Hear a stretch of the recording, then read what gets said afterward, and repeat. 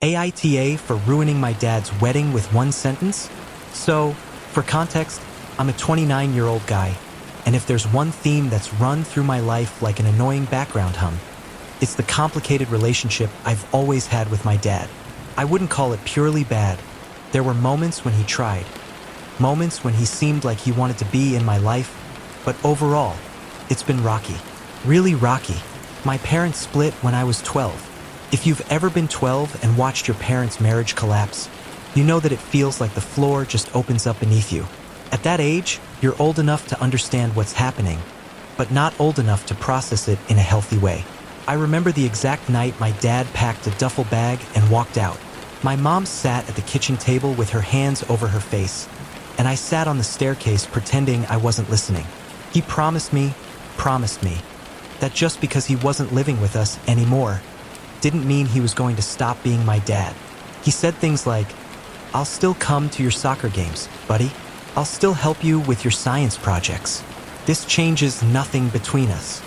And like a dumb kid desperate to believe, I nodded and swallowed it whole.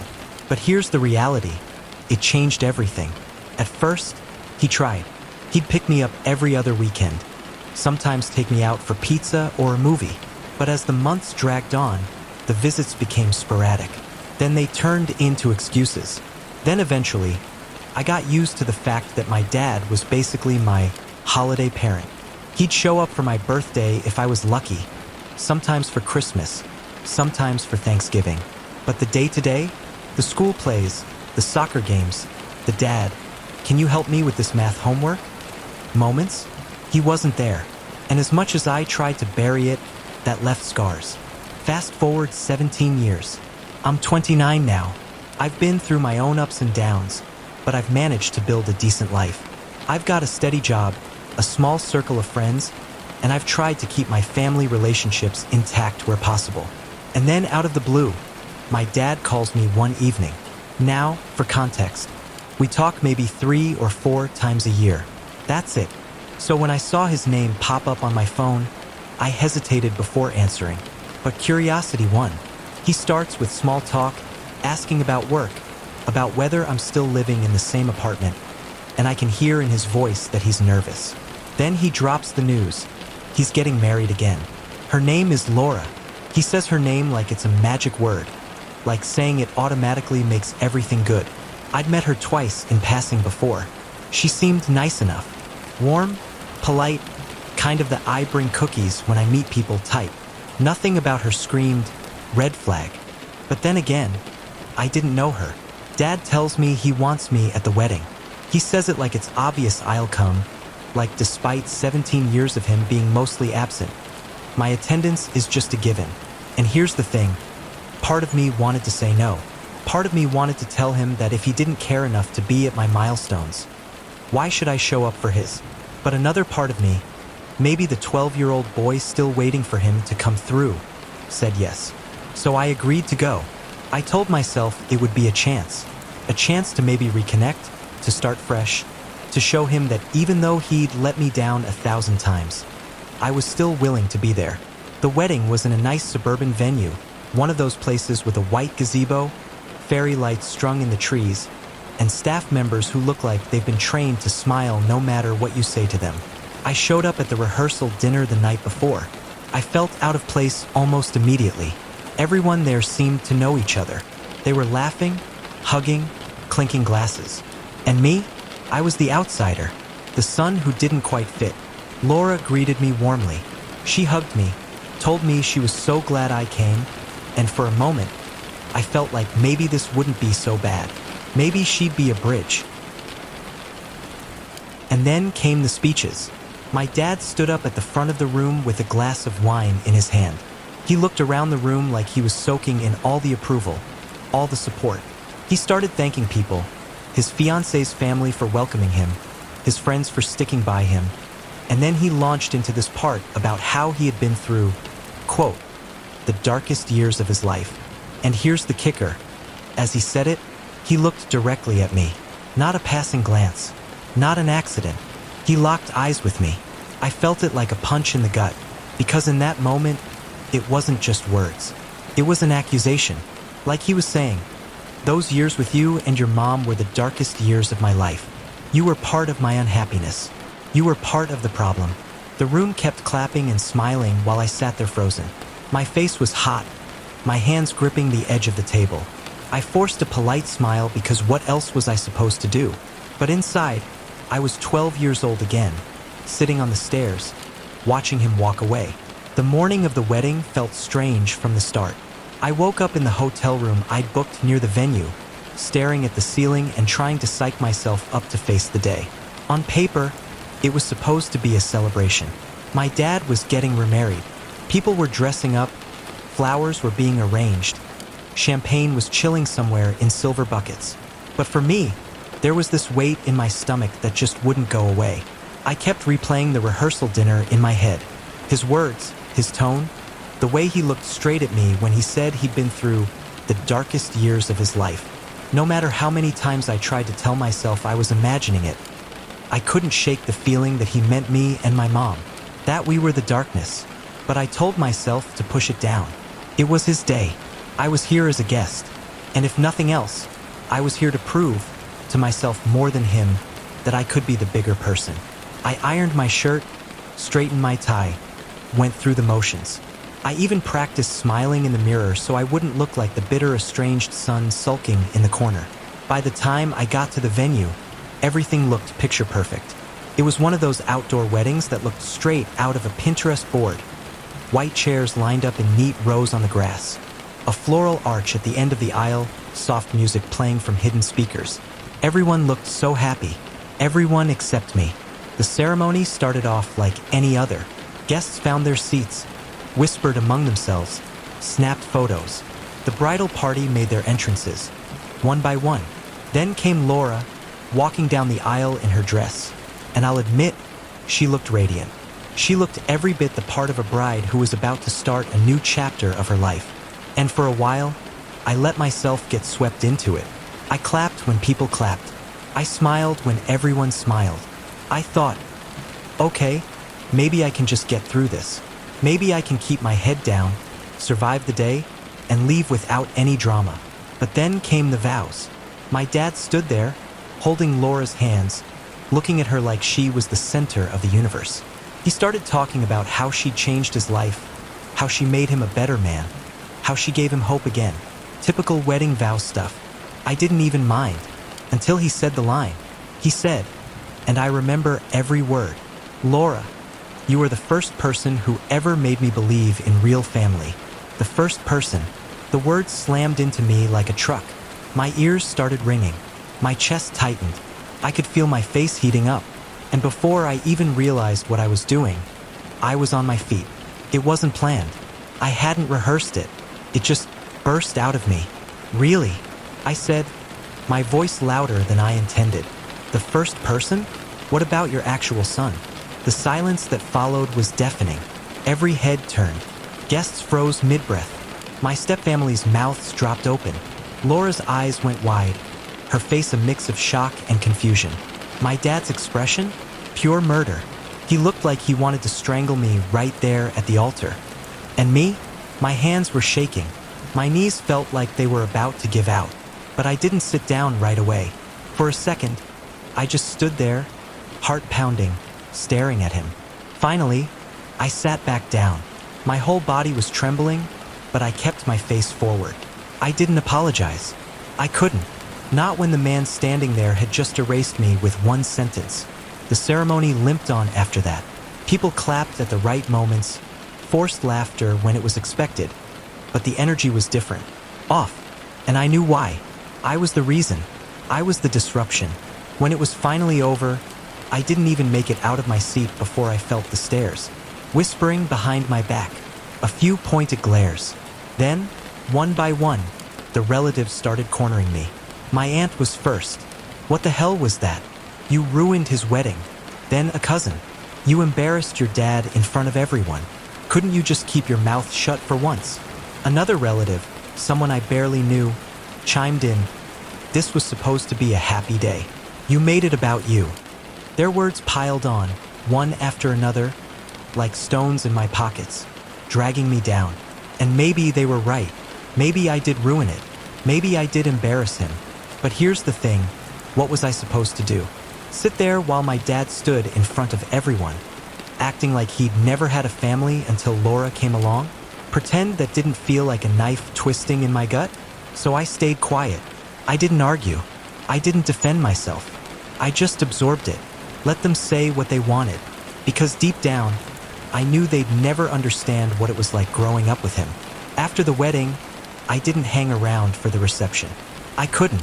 The second the ceremony was over and the polite applause died down, I slipped out. I didn't even stop by the buffet or the open bar. Didn't wait for cake or dancing. I just left. I walked straight to my car, loosened my tie, and sat there in the parking lot with my hands gripping the steering wheel. My phone buzzed with a couple of texts. One from my aunt, one from a cousin, but I didn't answer. I couldn't face it. I drove back to my hotel, packed my bag, and checked out early the next morning. As far as I was concerned, that was the end of it. My dad and I had had our moment. He made his vows, I made my point, and now we'd retreat back into the usual silence that had defined our relationship for years. And for 2 weeks, that's exactly what happened. Silence. No calls. No texts. No emails. Nothing. Part of me was relieved. No confrontation meant no fallout. But another part of me, this quiet, nagging part, kept wondering if I'd finally crossed a line that couldn't be uncrossed. Maybe this was it. Maybe he was done with me for good. Then the phone rang. It was a Tuesday night. I remember because I had just finished reheating leftovers and was half watching something on Netflix when my phone lit up with his name. My first instinct was to ignore it, let it go to voicemail. But curiosity got the better of me. I needed to know where we stood. I picked up. The first thing I heard wasn't hello or, hey, it's me. It was yelling. What the hell did you say to her? I pulled the phone back from my ear. Dad? What are you talking about? Don't play dumb with me, he snapped. His voice was sharp, tight, the way it used to get when he was caught in a lie and trying to bluff his way through. You've been planting seeds in Laura's head. Ever since the wedding, she's been asking me questions. Questions she never would have asked if it wasn't for you. I blinked. What are you even talking about? I haven't spoken to Laura since the wedding. Bullshit, he shot back. You humiliated me in front of everyone. And now you're trying to sabotage my marriage before it's even started. I felt my stomach drop. What questions is she asking? That's when he hesitated. Just for a second. But I heard it. That pause that says more than words ever could. She's asking about the past, he finally muttered. About your mom. About the divorce. About things that aren't her business. Things that aren't her business. That phrase hung in the air like smoke. I sat there, gripping the phone tighter. My dad's anger was obvious, but beneath it, I could hear something else. Fear. Why would she be asking about that unless she thinks there's more to the story? I said slowly, "Don't you dare," he snapped. "Don't you dare start this. You stay out of my marriage. Do you understand me? Stay. Out." And then he hung up. I sat there in silence, staring at my phone, my dinner forgotten. If he thought I was meddling, fine. If he wanted to blame me for Laura's questions, fine. But here's the thing. I hadn't said a word to her, which meant the doubts were coming from somewhere else, somewhere inside her. And if she was digging into his past now, what exactly was she finding? About a week after that furious phone call with my dad, I thought things had finally gone quiet again. He'd yelled, accused me of meddling, told me to stay out of his marriage, and then hung up. I figured that was the end of it. We'd retreat back into silence, like we always did. But then, one night, as I was scrolling through my phone, I saw a notification pop up, a Facebook message request. It was from Laura.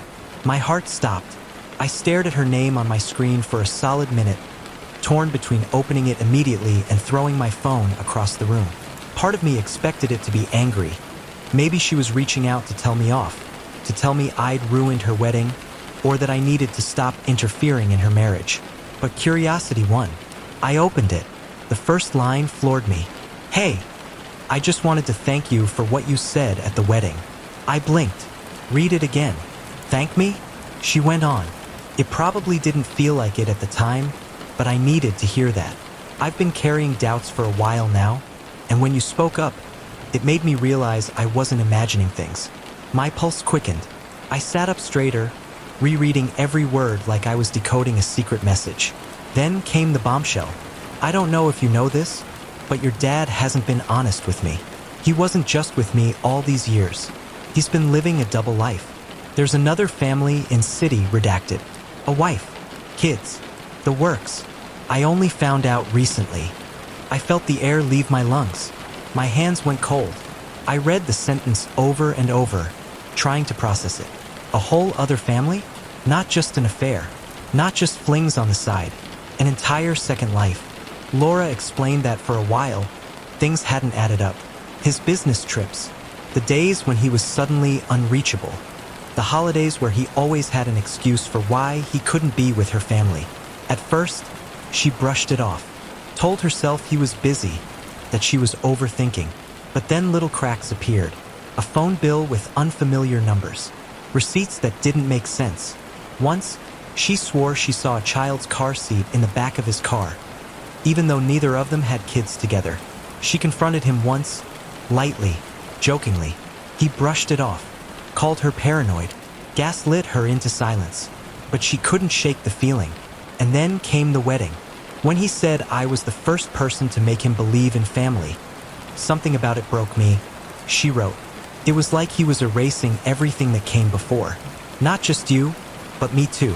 I started thinking, what else is he erasing? That was the moment my outburst connected with her doubts. She told me, when you stood up and said, what about your actual son? It clicked. I wasn't crazy. There was more to the story. That night, I confronted him again. This time I pushed harder, and he slipped. He didn't come clean all the way, but he said just enough that I knew. He admitted there were other obligations he hadn't told me about. I put the pieces together after that. I sat there staring at my screen, numb. On one hand, I felt vindicated. My dad had spent years making me feel like I was the problem, like my existence was the dark years he'd had to escape. And now, the truth was out. He was the one hiding lies so big they could fill another life. On the other hand, I felt sick. This wasn't just about me anymore. This was about Laura, who had walked into this marriage thinking she was starting fresh with a man she loved, only to discover she was stepping into a house of cards built on lies. I typed back carefully, Laura, I had no idea. I promise I never said anything to you on purpose, but thank you for telling me this. She replied almost instantly, I don't blame you. Honestly, I'm glad you spoke up. I think you saved me from doubting myself forever. I put my phone down and just sat in the quiet for a long time. Because here's the thing. My dad had spent years rewriting history, painting himself as the victim, convincing everyone around him that he was just a man who got unlucky in his first marriage and finally found happiness with Laura. And now, the mask was slipping. Laura had seen it, and now so had I. And for the first time in a long time, I realized maybe the truth was bigger and uglier than I ever imagined. If you thought the story couldn't get any more insane, buckle up, because here's the wildest part. That second family Laura told me about, it wasn't just a fling or some long-term side chick situation. It was a full-on parallel household. A woman, kids, dinners, vacations, the whole suburban dream. And one of those kids? 14 years old. 14. Let me do the math for you. I'm 29 now. My parents divorced when I was 12. That means when my dad was still married to my mom back when he was making all those promises to me about how this changes nothing. He was already starting up family number 2 on the side. So while my mom was crying at the kitchen table, wondering why her marriage was falling apart, and while I was sitting on the staircase trying to hold my world together, my dad was out there starting over with someone else, planting the seeds of a brand new family like we were just disposable. When Laura dropped that timeline on me, it felt like my chest had been hollowed out, because it meant every excuse he gave us back then. I'm working late. I've got a trip. Things are complicated. Wasn't just him bailing on me. It was him investing in someone else's kid, someone else's life. while I sat at home waiting for a dad who never showed up. Here's the kicker. Laura didn't just confront him. She filed for divorce. She told me straight up in another message, "I can't stay with someone who lied to me this deeply. If he could run 2 families at once, what else is he capable of?" And apparently, the other family, the one he's been juggling for over a decade, isn't taking it well either. Because guess what? They thought they were the only family. They thought they were his real commitment. And now, suddenly, they found out they weren't special either. That he was spreading himself thin between 2 households like some deranged magician trying to keep plates spinning in the air. So now, he's on the brink of losing everything. Laura's gone. The other family's furious. And me? I'm watching the house of cards collapse from the sidelines, still processing the fact that my entire childhood was basically collateral damage in his double life. Here's where things get messy. My extended family, the aunts, uncles, cousins, the whole crew, they're split down the middle. Half of them are telling me I did the right thing, that my outburst at the wedding was exactly what needed to happen, that if I hadn't spoken up, Laura might have stayed blind to the truth forever, and my dad would have kept getting away with it. The other half? They think I'm the villain. They think I humiliated him unnecessarily, that no matter how bad he was as a father, no matter what secrets he was hiding, a wedding isn't the place to air dirty laundry. They keep saying I ruined the happiest day of his life. But here's the thing. I didn't ruin his marriage. I didn't break his vows. I didn't create a secret family and lie about it for over a decade. All I did was say one sentence that made cracks in the perfect image he'd been projecting for years. And those cracks revealed the truth. So now I'm sitting here, staring at the wreckage of my dad's carefully constructed double life, and I can't help but ask myself the question that brought me here. Reddit, AITA for blowing up at my dad during his wedding vows, even though it ended up unraveling his entire double life?